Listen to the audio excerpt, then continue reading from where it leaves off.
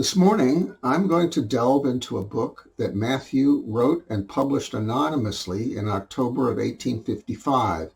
It's called The Rag Picker, or Bound and Free.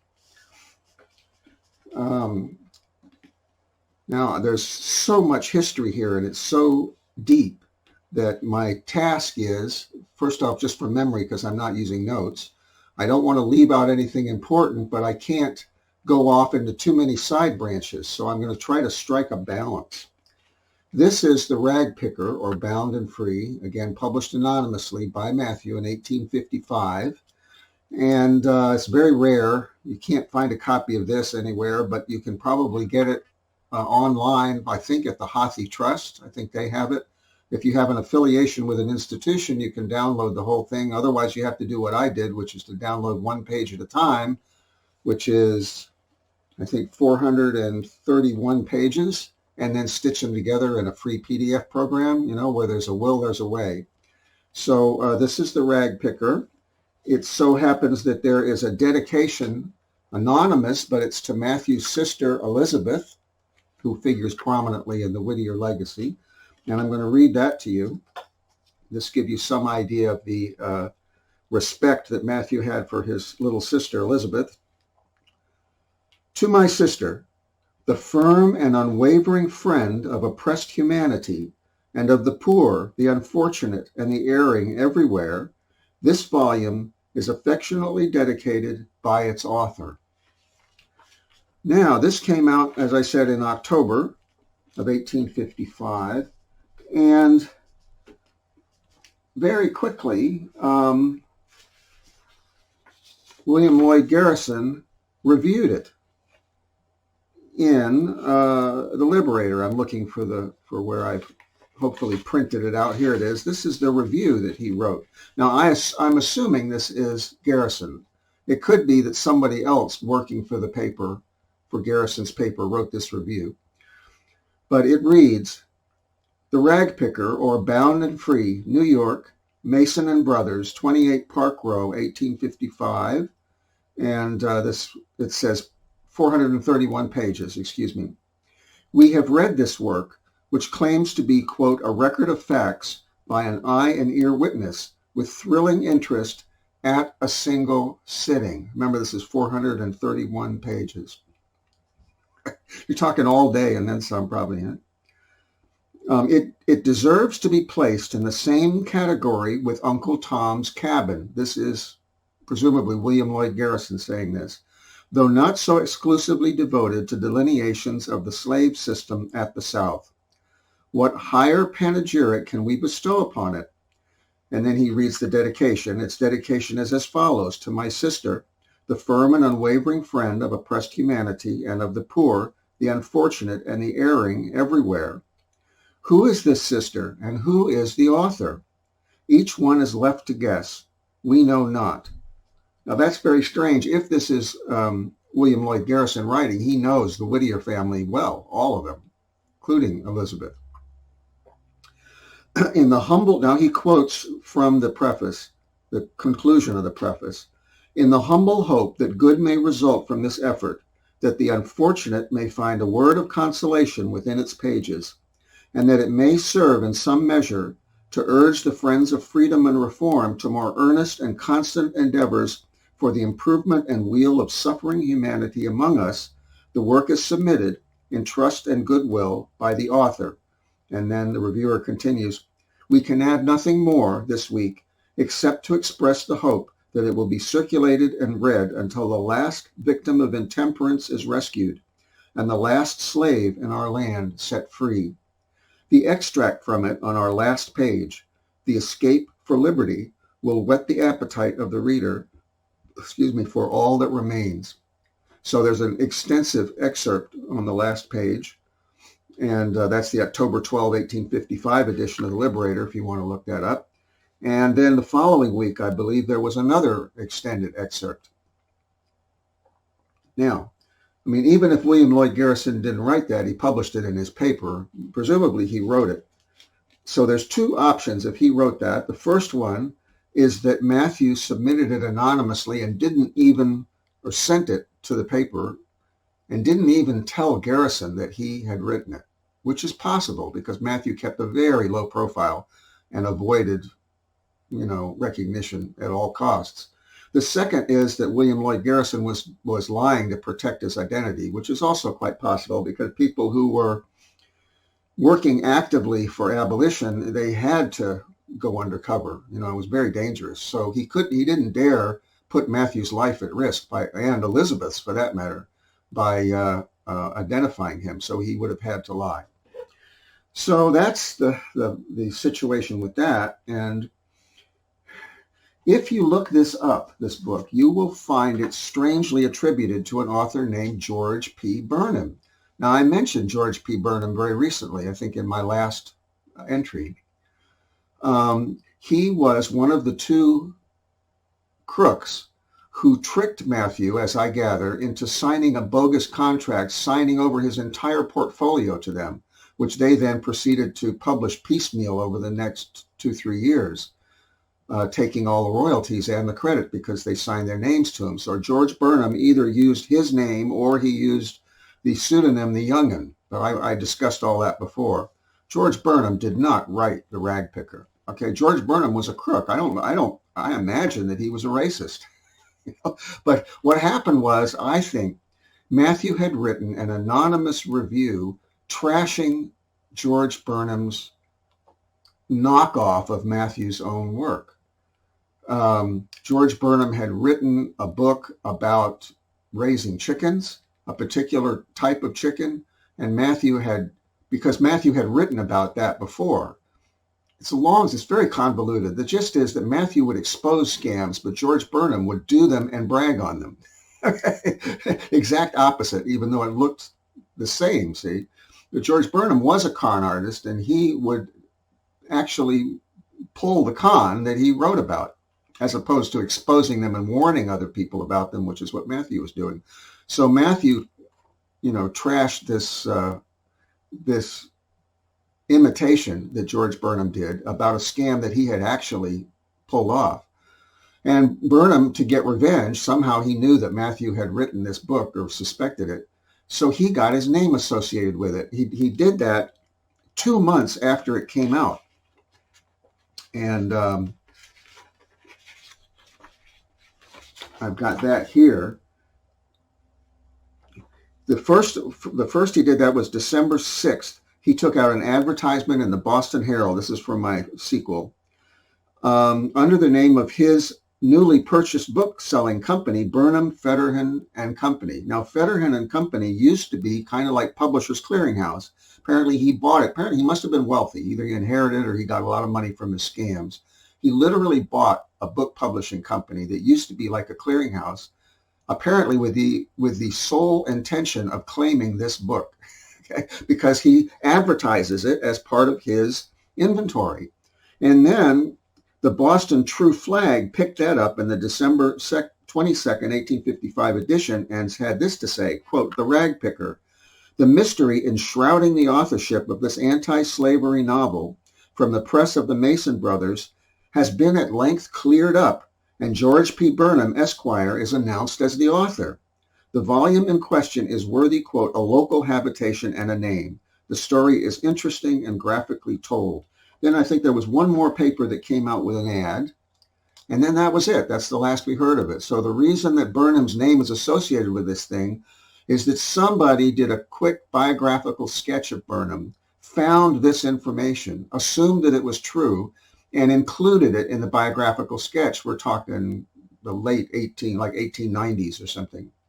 And then some librarian who had a copy of this looked it up and found that biographical sketch. Assuming that that rumor was correct, she penciled in George Burnham's name into her copy, the acquisition librarian rather. So then that particular edition was digitized and sent out to all the other libraries, because I contacted a whole bunch of them and they said, no, we only have a digital copy.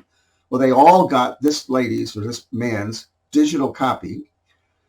And then the booksellers got hold of it. The people that publish reprints of historical books, they got hold of that. And they put George Burnham's name in it. So now everywhere you find this book, The Rag Picker, Bound and Free, you will see George Burnham's name as the author, even though it was totally anonymous. And George Burnham's attempt to associate his name with it only lasted briefly, 2 months after it was published in Boston in a couple Boston papers, and then it died out. This is how rumors get started. Now, you'll notice that in the review that appeared in the Liberator, I don't have physical copies of anything here except the book itself, that he says that it's supposed to be based on eyewitness and ear witness accounts. Now, it so happens that Mathew, when he got finished writing for the New York Tribune in middle of 1846, he'd been writing for the last couple years, signing with his long accustomed signature, the star or single asterisk, which Margaret Fuller claimed and was not Margaret Fuller. It was Mathew Franklin Whittier.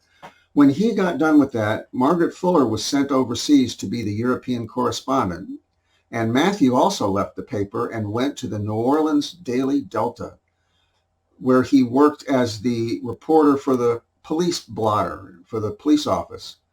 All of that work he signed with his middle initial, F, just as he had signed in the Dial before he started working for the Tribune. And everybody thought that was Fuller. It wasn't Fuller, it was Franklin, for Mathew Franklin Whittier. So he took up that initial, F, again, when he started writing for the Daily Delta in New Orleans. Now, he's in the deep South there, and he's undercover. He's embedded undercover, and his mission, reporting to William Lloyd Garrison, I think, and probably having some connection with Elijah Wright, the abolitionist editor of the Boston Chronotype, his mission was to contact members of the Underground Railroad, the operatives in the South, because there had to be people in the South that got the slaves on their way, see, that helped them, and the abolitionists there. So his job was, he was a liaison, so his job was to contact those people. He did that in 46 in the summer. He did that again in 47, although he didn't sign any of those pieces. And then in 48, apparently he was down there briefly. So I think he got found out. He got found out because he wrote, this is a reprint. I don't have the original. This is something that appeared in the New Orleans Daily Delta of June 1st, 1848. And it's titled Chronicles of the Piscatorian Brotherhood. Piscatorian means fisherman. And it has an introduction. It's written to the editor. And it's about this organization that's a bunch of guys that go on a fishing trip, see. But really, this is a report of his meeting with the southern members of the Underground Railroad. And it's written in such a way to look like it's a big overblown farce in fancy language that's really just about a bunch of guys going on a fishing trip, but it isn't. And I think they figured him out because the Southerners, they may have been mean and they may have been, I won't use any more adjectives for them, but they weren't dumb. At least not all of them were dumb, and they figured him out. So that's why this was supposed to be, the first of a series, but this was the last one, and there's nothing more from Mathew in the Delta after this. He never goes back either. So I'm going to read the beginning of it. Editor's Delta. As the pleasing task has been assigned me of recording and transmitting to you the sayings and doings of the capital Cordial Fraternity, I must enjoin it upon you not to take anything that you may here find written for granted, but rather submit all the matter herein recorded to the test of your own knowledge of the, quote, genus homo, or else try them by the capital C counsel of experience. Then, if they do not outrage the one or beggar the other, why, you may take them as they had been written on oath. In other words, he's saying, don't take this seriously. There's a hidden message in it. See, this is Mathew deep undercover writing. Then he goes on and on about the order as though it's a real fraternity and so forth and so on. Let's see. He picks it up here. He starts to introduce the people, okay? And those who are on the receiving end of this will know who he's talking about. This order has been created by the fraternization of the military with the civil and religious Mingos of Baton Rouge, and has for its object, as these veritable chronicles will abundantly set forth in the sequel, so he's expecting to write a sequel, the discovery of the secret of the genuine, quote, free and easy, a secret which has occupied the attention of all the virtuosos, antiquarians, and savants since the ancients first began to write, quote, Anna Mundi, down to the present time, A.D. 1848. So Matthew is a mystic, and he has long been searching for the truth, the mystical truth. And he's taking that and kind of, caricaturing it. And he says, a comical old burlesque by the name of Diogenes reduced himself to such destitution in the pursuit of this secret that he could not raise even enough to buy a decent pair of breeches, and so had to stick himself down into an Athenian tub with just his head visible, reference to Diogenes, and he died without ever arriving any nearer a consummation of his wishes than when he trampled on the pride of Plato and told Alexander to get out of his sunshine. He has ever since been considered a famous humbug. That's Matthew, I think, introducing himself. You may recall that when he wrote in 1830 for the New York constellation that he would sign D. All of the material in the constellation that's signed D is Matthew. And I thought that D either meant a printer's devil, which I think occupation he pursued for a little while, or Diogenes. So this is Matthew introducing himself as Diogenes. Okay, he says a comical old burlesque. And Matthew is a humorous writer. And then it goes on and introduces the other people and talks about their meeting and so on. Well, I think he was found out. So that's the end of Matthew in New Orleans. However, in the Boston Chronotype, and Matthew wrote quite a bit for the Chronotype. He was good personal friends with Elijah Wright. Elijah Wright was friends with both of the Whittier brothers, John Greenleaf and Matthew, and actively involved in the abolitionist movement. In the July 1848 edition of the Boston Chronotype is the second of 3 parts of a series called Facts and Imaginings. The first 2 are a first-hand account of a slave market. This is something at New Orleans. Matthew, through the help of his friends, snuck into a slave market and then reported it for the Boston Chronotype anonymously under the name Graphomania. Okay? So this is called the slave market at New Orleans. And he describes it. And it's devastating. It's absolutely devastating. And who knows, this is 1848, how much impact this had on public opinion. See, we don't know the impact that Mathew Franklin Whittier had because it was all behind the scenes, But I'm going to read from it. The next 2 victims are a noble middle-aged man and his wife, who called herself 22. They were not to be sold together, for they would not bring so much money as if sold separate. And moreover, it seems the design of everyone who has anything to do with slaves to discourage and deaden all the domestic loves to which human nature is addicted. The young wife was first questioned in this manner, that she might perchance recommend herself. How old are you? 22. How long have you been married? 3 years. How many children have you? None. As she made the last reply in a saddened tone, the tears started from her eyes, and she turned beseechingly to her husband for protection. Upon this, the questioner, too, turns ferociously towards him. You villain, you! Have you lived 3 years with this wench without having any children? Now the true man was seen, although bound in fetters and trampled in the dust, with form erect and folded arms, and with a dignity that might have lent luster to Othello himself, he calmly replies, We have had one, but God took him. The fact that the woman had been the mother of but one child, and that dead, was the reason for the low price of $200 for which she was knocked down. She was purchased by a Red River planter to be turned out to the fields to hoe and pick cotton.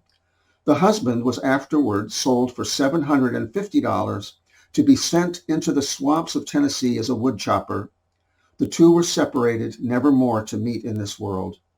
It is expected that husbands and wives thus separated will form new connections, rear up new families, and perchance be again sold and divided asunder. Thus are the holiest of institutions of heaven rendered void by the management of men, and thus are poor ignorant slaves made to commit the sins that are denounced by all moral and civil law and by the direct commands of God. I'm going to continue a little bit. I'm not worried about the length of these entries anymore because I think the people that watch them are going to be in the future primarily. The last spectacle was as much as we could bear. We thought of our own deep domestic loves, then 3,000 miles away. Now, it just so happens that St. John, Canada, is exactly 3,000 miles away from New Orleans. Matthew's second wife and his 3 children were probably in St. John because she would often take them there. They were very soon to be formally separated, and Matthew didn't live with them. He couldn't live with this woman, but he loved his children dearly. So he has identified himself for us, because if you look at the map and you measure it out, St. John is almost exactly 3,000 miles, okay, from New Orleans. So that is Mathew Franklin Whittier. I'd forgotten that I had a nice little smoking gun in there. So what we're going to do is I'm going to read a little bit from the Rag Picker. Now, I've already read anti-slavery work by Matthew. I'm not going to go into that. The whole first half of the book has to do with, it's a lot of social ills addressed all in one book. So we have a rag picker who's a man of integrity, and his shop is burned down. It turns out it was arson. Matthew's own flat was burned. I believe, as soon as I read about it, I felt immediately it was arson, and it looks like it was, in 1852. So 3 years earlier, he'd been burned out. So this rag picker was burned out. Turns out later it was way at the end of the book, he reveals that it was arson. And here he is burned out, and he sees this drunken father abusing his children, and he intervenes. So I'm going to read chapter 3. It's called The Deliverance. He hath a tear for pity, and a hand open as day for melting charity, yet notwithstanding, being incensed, he's flint. That's from Shakespeare, Henry IV. As is commonly the case under such circumstances, and especially in that locality, so noted for the great proportionate number of its children, the burning ruins drew together a crowd of little ones, whose parents or friends dwelt in the vicinity of the fire. And before noon, the bulk of the employees of the old rag picker were there too, some of them from a feeling of sympathy for their late patron's loss, some with the offer of aid, others from natural curiosity, and not a few to pick up or steal what might fall in their way. But the old man was already upon the qui-vive. Now, I meant to look this up as to how many times Matthew has used that phrase, but that's one of his favorite phrases, including in one of his letters to John Greenleaf Whittier. He uses that. So this is a little indication of his authorship. After the smoldering mass had settled down and the worst of the smoke had begun to clear up, he enlisted the services of half a dozen of those upon whom he thought he could depend, and commenced to clear away the wreck. It was a slow process, however, and after various attempts to remove some portion of the fallen and charred timbers, it was found that the heat was so great that it was impossible, with any degree of safety, to proceed. Not until the 3rd day afterward was it found practicable for the old man to overturn the remains of his property. Everything that was ignitable had been destroyed, and the excessive and long-continued heat underneath had so melted and scorched the metals that they were not worth the trouble it would involve to rescue them. Still, the poor man struggled to extricate whatever seemed to be of the least prospective value, and with one or two of his friends, he drew out some trifling articles that he contrived to preserve. It had come to be nearly dark, and most of the lookers-on had departed, when the old man's attention was suddenly diverted from his work by hearing the screams of a child beyond him at the edge of the dock. The noise came from the lungs of a boy, some 6 or 7 years old, who was shouting at the top of his voice, "Help, mister, quick, quick, she's drowned, quick, she's drowned." And hastening to the spot, he looked into the dock and saw the form of a little child just sinking below the surface of the water. Instantly throwing off his hat and vest, for he had been at work all day in his shirt sleeves, he sprang overboard and quickly held the almost lifeless form of a sweet little girl in his grasp. He swam across the dock to a flight of old steps at the opposite side and soon reached terra firma again with the child in his arms. It turned out that the little straggler was more alarmed than injured, and with a little rubbing and coaxing she soon came to herself, though she was desperately frightened. As soon as she could be pacified, the old man brought her round to the other side of the pier and said to the boy, "How did it happen?" "She fell in, sir, she did." "And what's her name?" "Carrie, sir." "Carrie? What else besides Carrie?" "Carrie Elson, sir." "Where do you live?" added the old man. "In Cross Street, sir." "Are you her brother, too?" "Yes, sir, I'm Tony Elson, sir." "Well, Tony, go home directly and—" "I daresn't, sir," exclaimed the boy, as he took his sister's hand and began to attempt to smooth out her saturated dress. "I daresn't. He'll beat me so." "Who'll beat you?" "My father, sir," and the tears began to fall from his eyes in showers. "He'll beat me 'cause I come here, and then he'll beat me more 'cause I let Carrie fall in the dock. Oh dear, continued the little fellow mournfully. "I don't know what to do. Carrie's crying too, and I, there he is," yelled Tony in despair, as he looked around and suddenly discovered the form of his dreaded parent approaching them. And breaking ground without further ceremony, he sprang away with the speed of a fox up the wharf, leaving Carrie behind and yelling at the top of his lungs, "I didn't do it, father, I didn't," and was quickly out of sight and hearing. "I'll fix you. See if I don't," muttered the man between his teeth as Tony broke away. "See if I don't, then." And approaching the trembling little girl, he seized her arm roughly when, noticing her wet clothes, he exclaimed, "What the devil's this? Where you been, eh? Didn't I tell you not to? Didn't I tell you so, eh? Home with you now. I'll see if I can't make you mind," he continued, rudely pushing the poor little creature on before him. And the old man was pained to observe that this stranger was deeply in his cups, meaning drunk. "Are you the father of 'em?" asked the old rag picker respectfully of the other. "Yes, I am. Have you anything special to say against that old cockalorum?" "No, sir. I just saved that little girl's life." "Did anybody ask you to?" queried the man insolently and ignorantly. "She was drowning in the dock yonder. You see, I'm as wet as she is. I sprang in and rescued her. I told 'em not to come here. Serve 'em right. They'll look out next time. I'll fix 'em. See if I don't," insisted the poor inebriate harshly, as he turned away with his little weeping, terrified daughter clinging to him. The rag picker said nothing more, but moved up the dock, slowly, dripping and shivering with cold, in the only suit of clothes he owned at that moment in the world. He gazed upon the smoldering ruins of his property, shook the salt water from his thin locks, and thought how poor he was at that hour. But as his eye caught the receding form of the miserable father, straggling homeward with that pretty but frightened child, he could not avoid exclaiming, "Bad enough to be sure, bad enough, but not so bad as that, thank God." The old man thrashed his arms upon his body and stood up nearer to a portion of the still burning and heated ruins to warm his chilled limbs and to dry his wet clothes. In his purse he had a few dollars yet, but this was all he had left in the world, save a stout heart and a willing hand. Securing his hat and vest, at length he slowly wandered up the lane, turned into Cross Street, and began to search for a halting place for the night, for he was sadly wearied with his past 3 days' exposure and exertion. As he passed along, he overheard a struggling and the confused jargon of several voices within a small tenement near him, and as he halted to listen, he thought he could distinguish the anxious entreaties of a female and, amid all, the cries of the children. cries of children.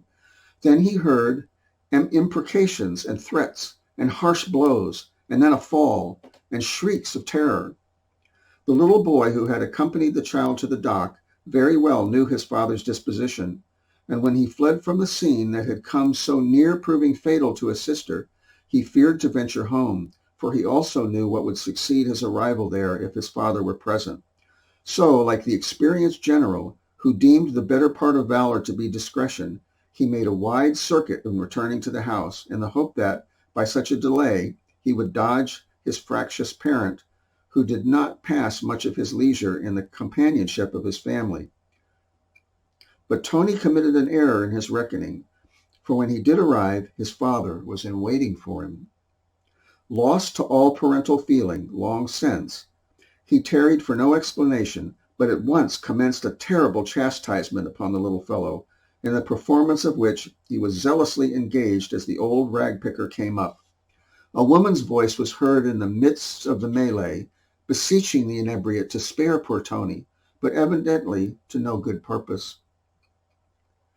"It's no business of mine," muttered the old man, stopping at the half-open door, but, following the dictates of his better nature, at the same moment he sprang into the entry, thrust aside the flimsy screen that concealed the inner apartment, and mounted a short flight of stairs, where the confusion and quarrel was enacting.